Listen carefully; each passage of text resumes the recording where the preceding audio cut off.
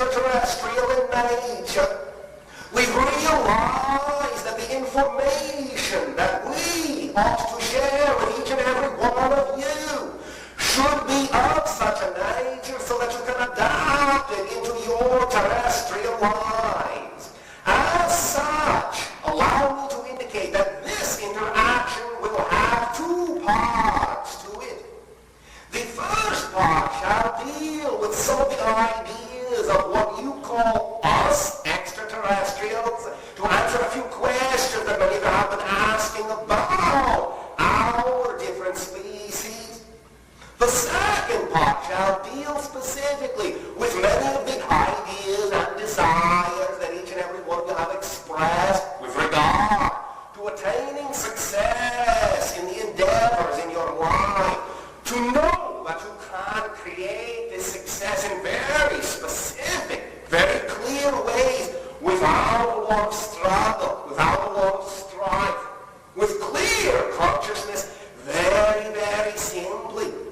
Therefore, the second portion of this interaction shall have a title, and you may give this title to the entire tape, even though the first portion we will be discussing a little bit about ourselves. The title you may use is 135, the No Risk Formula. Now, allow us to begin, first of all, with the idea of extraterrestrial consciousness. Most of you will understand there's really nothing mysterious about this. There is life throughout the universe, and it takes many different forms of expression. But the one basic common idea is that we are expressions of the all values, the one consciousness of creation, just as you are yourself. Each and every being, no matter what form physiologically it may take, is another mirror, another facet of the idea of the universal consciousness expressing itself in every possible way that it can. We have discussed this concept with many of you many times, and I will not belabor the point at this particular exchange. Suffice it to say, each and every one of you as a unique reflection, as a unique expression of the infinite, also contains the whole infinite. You are holographic, if you will, in nature. The part contains all the information of the whole. Each part contains the whole. You have the ability to express your part and your wholeness in whatever way, shape, or form you deem to be the most exciting expression you could manifest, because that is your purpose, that is your mission, that is your legacy, to live up to your full potential as the particular expression you are being in this lifetime. Many individuals, as we have discussed, say, oh, I am searching for my purpose in life, I am searching for my meaning, why am I here, what am I doing? The idea, as we have stressed before many times, is to follow the thing that excites you the most, acting on it with integrity, because that excitement, that vibration you call excitement, is the answer to your prayers, is the indicator that lets you know that this thing that excites you more than anything else is the path that you are here to perform. Therefore, it is unerring. It is always easy to find, because it is the thing that fills you with the most joy. And if you follow it and act on it with absolute faith and absolute trust, you will unfold the purpose of your chosen lifetime, this particular expression, this particular lifetime. You will not fail in that sense. Now, we will discuss this a little bit in more detail from a new point of view in the second part of this exchange. But first of all, let us talk about extraterrestrials, as you call us. Once again, the idea is that there are many forums. Now, there was on your videotape a question that was posed. Many of your scientists are listening for radio signals from extraterrestrial, yet they have not really heard any. Well, why not? Well, that is very easy to answer. We do not use radio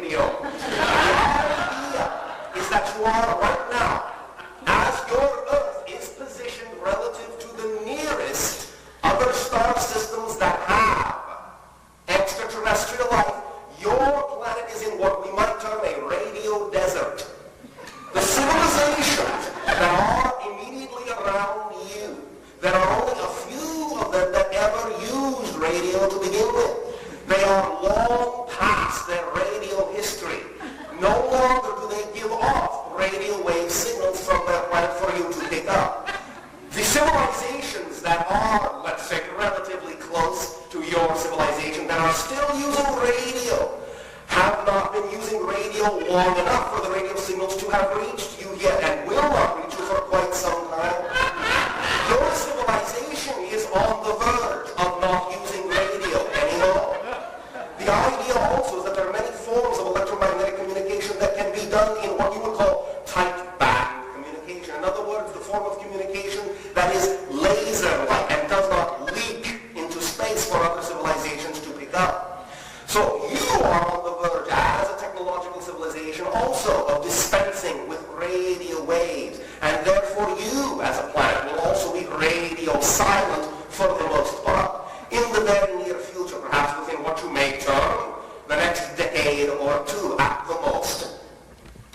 Therefore, understand that your communication with extraterrestrial societies will more often than not take the form that you see before you now. The idea of direct mind-to-mind communication. For our civilizations have learned that the physical form, what you call the human body, what we perhaps call the exocyte body, what some other civilization will refer to as their own style of body, all have the capability of acting as biological transceivers. And it is a much, much, much more direct form of communication that contains a greater ability of expression than a simple modulation of electromagnetic waves. The idea is that, yes, it does take a little bit of time to train the receiver, to train the sender, but once the training is done, once the sender and the receiver are synchronized in their wavelengths, once they are sensitized to each other, then communication can occur on a multitude of levels. Do understand that the communication you are receiving through the physical channel before you now is taking place on many more levels other than just visually, auditorily. There is energy being sent to you that is going through the channel into you. You are receiving conversation, communication on many different levels of your consciousness. Sometimes this communication on these levels, sub and unconscious as you call them, will be embedded in your consciousness and only blossom later, perhaps when you relax in sleep, in your dream state, or perhaps when your mind is wandering elsewhere, suddenly you will snap and remember a certain portion of the information that we are discussing that you did not hear with your ears nor see with your eyes. There are, aside from the vocalizations that we are able to create through the channel, also the gestures that you will see the channel's body going through. This is indicative of another form of conversation, another level of the conversation going on that you are picking up, as you would say, subliminally. And it is saying sometimes the same thing and sometimes many different things that you yourself will not realize until you release that information on the appropriate level at the appropriate time. But realize again that the emotionality this way can come through. I am not speaking your language. I do not even speak my own language anymore, as our society is now mostly telepathic. I do understand our language as an ancient language, as a remnant language, and a few words of it can be spoken from time to time through the channel because it is the language that I know. But I do not speak your English. I do not speak any other kind of language.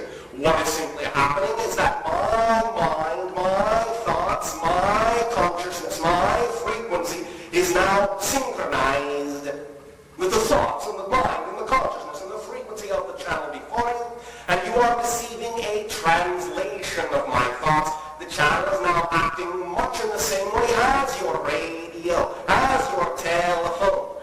You understand, as has been discussed, as has been described, that the voice you hear on your telephone is not actually, not literally, not directly the voice of the person speaking on the other end. It has been converted into electromagnetic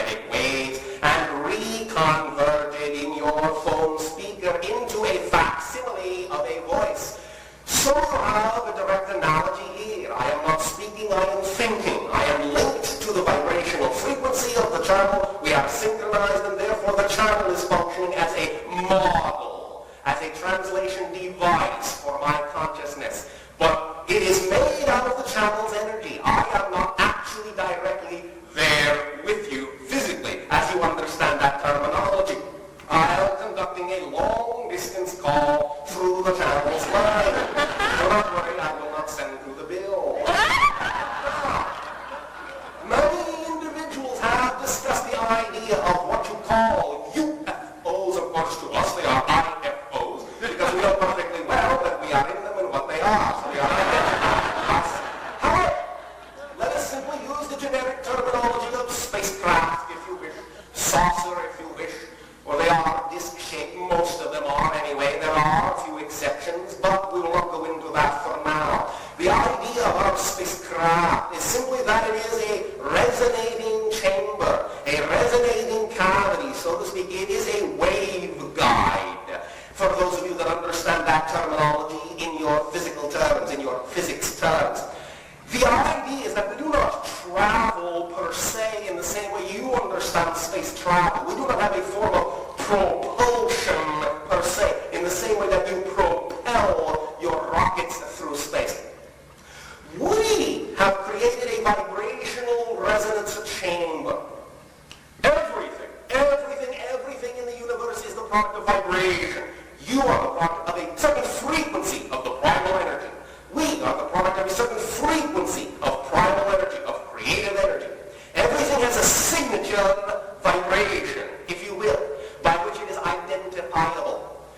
The idea even of space-time, of location itself, can be identified with a frequency. In other words, if you have an object, and it is in location A, it has a certain frequency vibration. If you take that object and move it to location B, it will have almost an identical signature vibration, but almost is the key, for it will vary in one small way. It will have a slightly different locational vibration. Thereby you can identify the idea that this is now a different thing, a completely different object, and that the concept of location is not a place in which the object exists, but it is actually an integral property of the object itself. Different object in B, different object in A. We have, in our technology, as you would call it, created the ability to isolate our spacecraft from any particular universal vibration. While the spacecraft is isolated in that way, while it is at the zero rest point, the center point of all possible universes, all possible locations in space and time, we then infuse that craft with the vibrational signature of the location we wish to go to. Therefore, the craft then, when its energy is overwhelmed by the greater energy of the vibrational harmonic of that location, will immediately, instantaneously, as you say, disappear from location A and simply reconstruct itself at location B. No traveling has occurred. It has, in that sense, slipped through the holographic matrix, redefining itself, re-identifying itself and its crew, hopefully, at the other end. There have been accidents, as you say. Crew members have not always shown up at the other end. You will encounter this when you finally discover this particular technique. So I would simply say, not to worry you, but simply be cautious, be careful, be thorough. Otherwise, you may find yourself in parts unknown.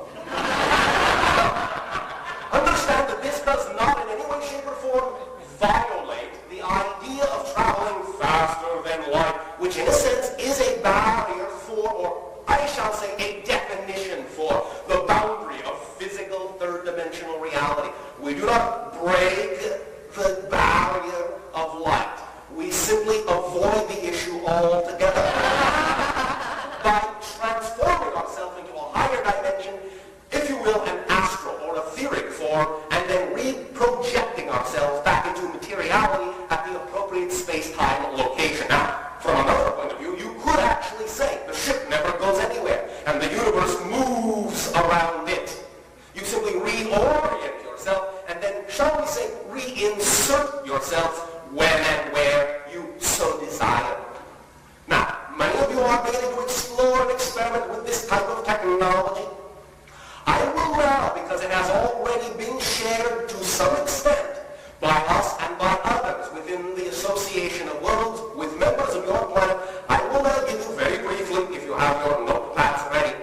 little bit of a formula.